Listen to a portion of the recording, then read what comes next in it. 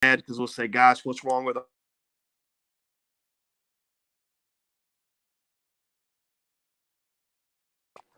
you know, not all of our people are on the same page. Not all of our people are thinking the same way.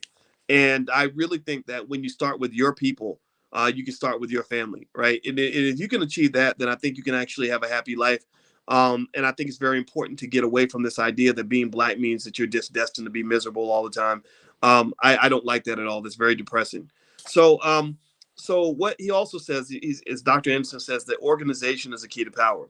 He says that a great writer once said, "Those who the gods would make powerful must first organize." Few words could be truer for blacks. Whether individual blacks are firm believers in the concepts of integration, segregation, or moderation, they must all come together around the goal of improving the living conditions of their race, which I think is captured pretty well in the B1 philosophy, right? When I say B1, the reason that we came up with the B1 philosophy is because I wanted you to be powerful by focusing on the things that matter, right? So if I know that my goal is to improve the black community and your goal is to improve the black community, then we could talk about everything else later. Later on, we could talk about which categories we're in, whether I went to college or you didn't, or whether I'm rich or you're poor, or one person's gay, one person's straight, feminist, non-feminist, Democrat, Republican, right? All that stuff can happen later.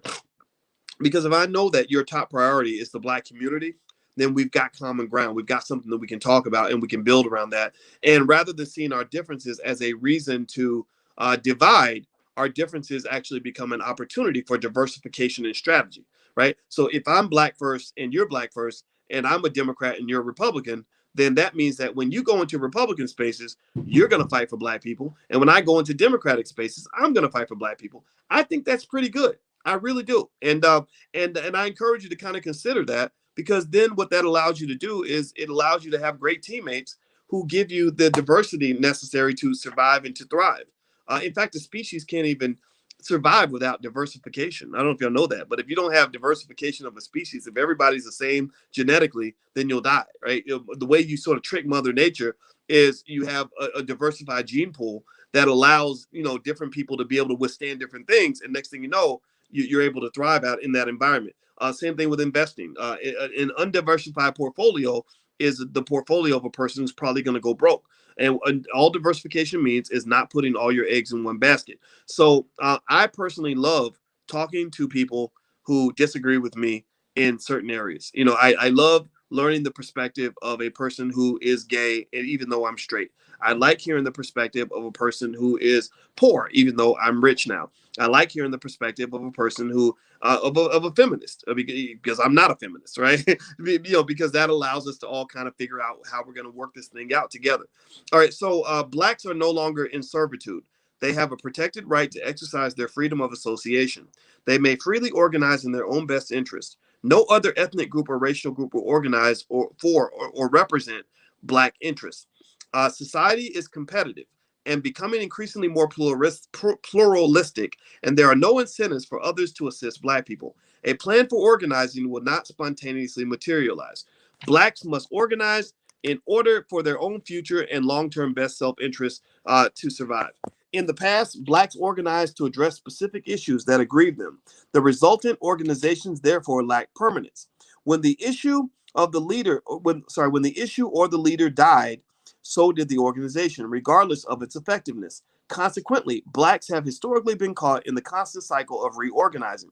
Moreover, most black single issue organizations have lacked the human or financial capital to provide a forceful, continuous, adaptive, and sustained fight strictly on behalf of blacks. So what that says to me is that, when he mentions the lack of human and financial capital, that's kind of connected.